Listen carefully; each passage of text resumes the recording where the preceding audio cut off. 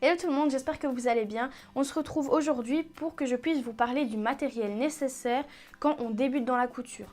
Donc il y a pas mal de vidéos, pas mal d'explications que d'autres personnes ont déjà fait, où on vous dit qu'il faut acheter ci, qu'il faut acheter ça. Mais parfois, honnêtement, il y a beaucoup de trop. Moi, je me suis vraiment limitée au strict nécessaire pour vraiment débuter et vraiment faire ça avec un petit budget. Ça sert à rien de commencer la couture en dépensant beaucoup. Donc tout d'abord, le plus gros budget, ce sera une machine à coudre. Parce que dans la couture, forcément, si vous voulez coudre, il va falloir avoir une machine à coudre. Donc la mienne, c'est une qui vient de chez Lidl, que j'ai payé 79 € si je dis pas de bêtises, qui fonctionne super bien. Honnêtement, j'ai jamais eu de soucis avec et elle m'a pas coûté cher, donc c'est vraiment une bonne machine d'entrée de gamme. Vous pouvez aussi regarder sur le blog, il y a un article là-dessus où je vous explique comment choisir votre machine à coudre pour débuter. Comme ça, au moins en fonction aussi de vos besoins, vous pouvez choisir une autre machine à coudre et pas forcément celle-ci. Ensuite, vous avez besoin aussi d'un fer à repasser. Un fer à repasser de base fonctionne très bien. Maintenant, le mieux, c'est vrai que si il a de la vapeur, celui-ci, donc c'est un Calor, et il a un petit réservoir à vapeur. C'est vrai que c'est toujours mieux parce que du coup, ça repasse un peu mieux. Maintenant, si vous n'avez pas avec de la vapeur, c'est pas bien grave. Et on a aussi besoin d'autres choses qui sont plus petites. Ça, c'est vraiment ce qui coûte, je vais dire entre guillemets, le plus cher. Premièrement, on a besoin de ciseaux. Donc de deux paires de ciseaux ou alors d'une seule paire, ça dépend comme vous souhaitez. Pourquoi je dis d'une ou de deux?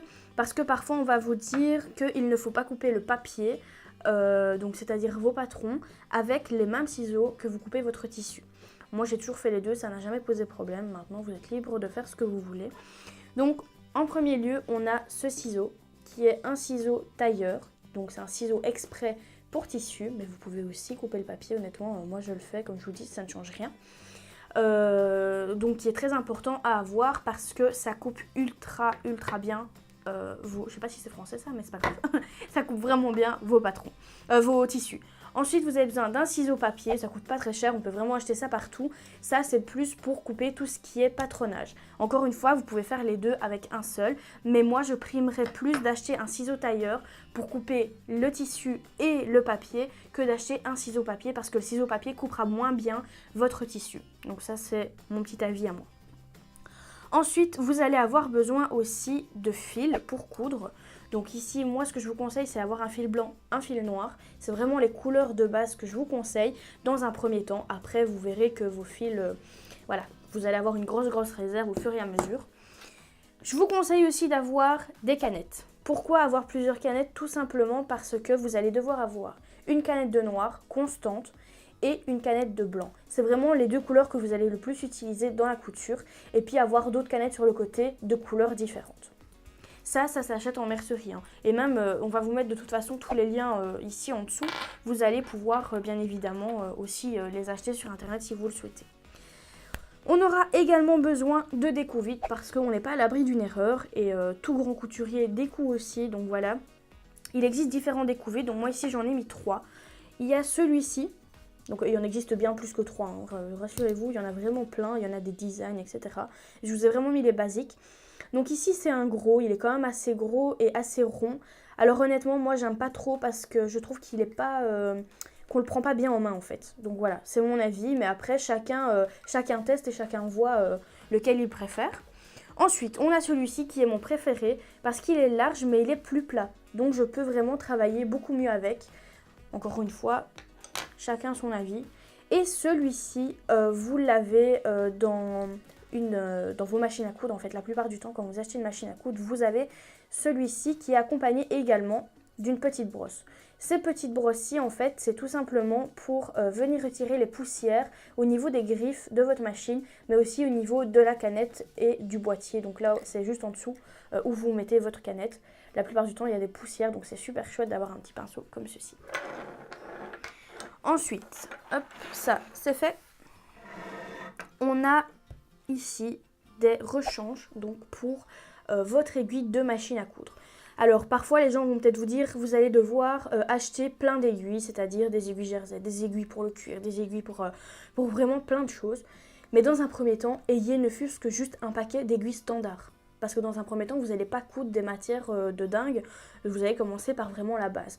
Donc moi, ce que je vous conseille, c'est ce genre de boîte où vous avez de la plus fine à la plus grosse, vous avez 2-3 aiguilles à chaque fois de rechange, ça coûte pas très cher et franchement, quand vous avez une aiguille qui saute, ben voilà, vous n'hésitez pas, vous la retirez, vous n'êtes pas embêté et vous en avez en stock. Donc ça, c'est vraiment chouette d'avoir ce grand package avec pas mal de taille.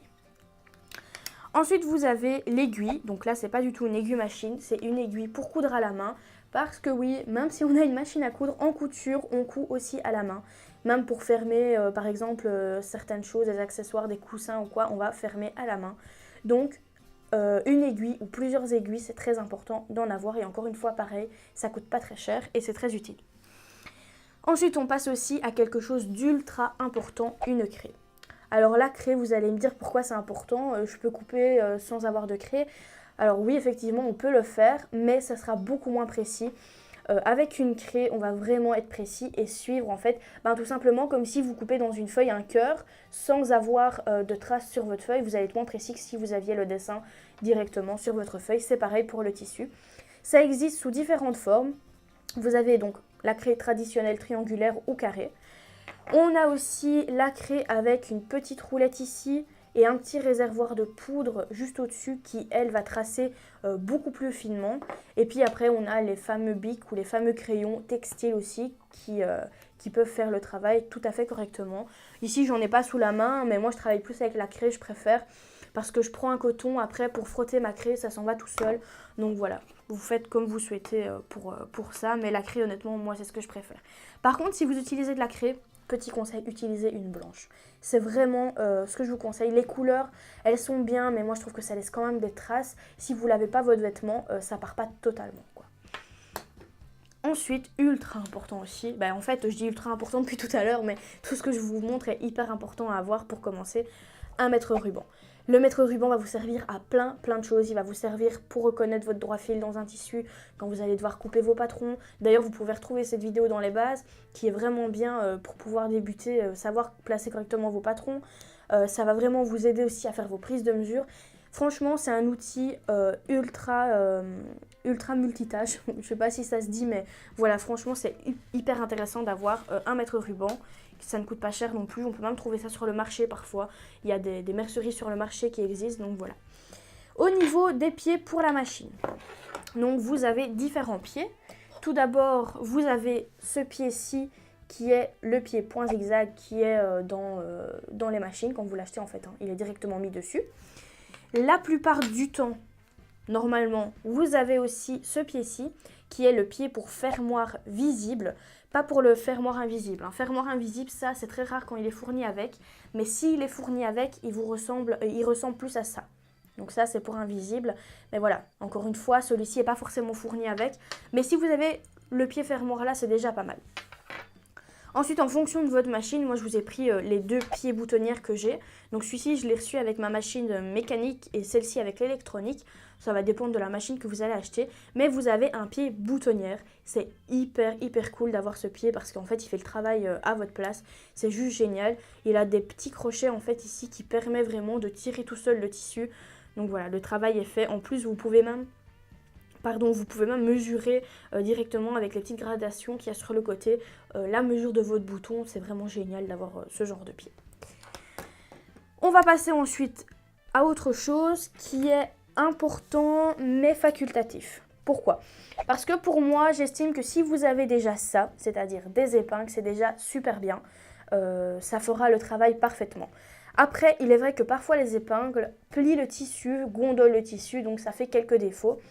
Et avec les petites pinces comme ceci, qu'on peut trouver sur pas mal de sites comme Amazon par exemple, de toute façon en dessous, regardez, il y a les liens de tout, vous allez pouvoir les acheter, ça coûte vraiment pas cher.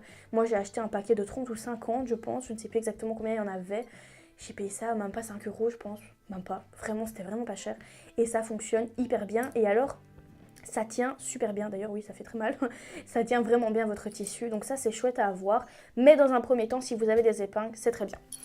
Ensuite, pour les épingles, moi ce que j'ai, c'est un aimant. Alors, soit vous avez l'aimant, soit vous avez cette... je vais reculer tout ça, comme ça vous allez voir correctement. Soit vous avez un aimant. Donc l'aimant, ce qui est génial, je vais vous montrer, c'est juste magique. Donc là, c'est la catastrophe, on est d'accord? Et avec l'aimant, en fait, ben... Oui, d'ailleurs, l'aimant, il attrape tout. Il a même attrapé mes canettes. Voilà, il suffit juste de passer. Et on a tout repris, quoi. Il suffit juste de faire ça avec le doigt après, et puis voilà. Donc ça, c'est vraiment super. L'aimant, c'est hyper pratique. Souvent, quand on est maladroite comme moi, surtout, qu'on fait tomber le pot d'épingle, c'est toujours cool d'avoir un aimant sur le côté pour tout ramasser. Après, si vous n'avez pas ça, il existe des pelotes. Alors moi, ce que je vous conseille, je vois beaucoup de pelotes en plastique.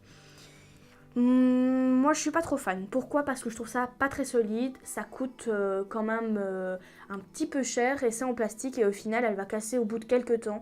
Donc moi, ce que j'ai fait, c'est que j'ai investi directement dans une métallique. Elle a plus de 5 ou 6 ans et elle est encore nickel, quoi. Et je l'utilise franchement beaucoup.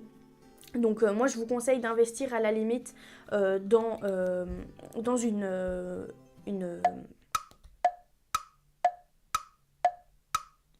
je sais plus le nom, j'ai un trou. Dans une pelote, voilà. Donc désolée, ça arrive parfois. Donc dans une pelote comme ceci qui est hyper solide, vous allez la garder plus longtemps. À la limite, vous mettez même 5 € en plus, mais au moins vous la gardez 5-6 ans en plus, quoi. Donc voilà, c'est hyper important d'avoir du bon matériel. À la limite, comme je dis toujours, c'est mieux d'avoir un matériel qui coûte un petit peu plus cher, mais qu'on va garder beaucoup plus longtemps que quelque chose qu'on va acheter beaucoup moins cher, qu'on va garder très peu de temps. Donc voilà. Il y a quand même pas mal de choses, je suis d'accord avec vous, à acheter. Mais honnêtement, vous achetez ça une fois et après vous êtes tranquille. C'est un investissement qui au final, sur longue durée, ne sera plus vraiment un investissement parce que c'est une passion. Et donc vous achetez du bon matériel qui vous sert. Et j'ai déjà entendu pas mal d'échos autour de moi de personnes qui me disaient, notamment dans la formation, qui me disaient, ben, en fait, avec le matériel, c'est beaucoup plus facile, j'avance beaucoup mieux. Donc moi, je suis super contente quand on me dit ça parce que c'est vrai que quand on a un matériel de qualité, on avance beaucoup mieux et on ne doit pas chercher comment bidouiller X ou Y chose. Donc voilà, moi je vous ai partagé mes connaissances, donc vraiment de base dans le matériel. J'espère que ça vous a plu. Si vous avez d'autres questions ou des choses que vous ne savez pas où acheter ou quoi que ce soit, vous pouvez toujours les poser en commentaire. Je vous répondrai avec plaisir. Moi je vous dis merci beaucoup d'avoir suivi cette vidéo et je vous dis à bientôt pour la prochaine. Ciao!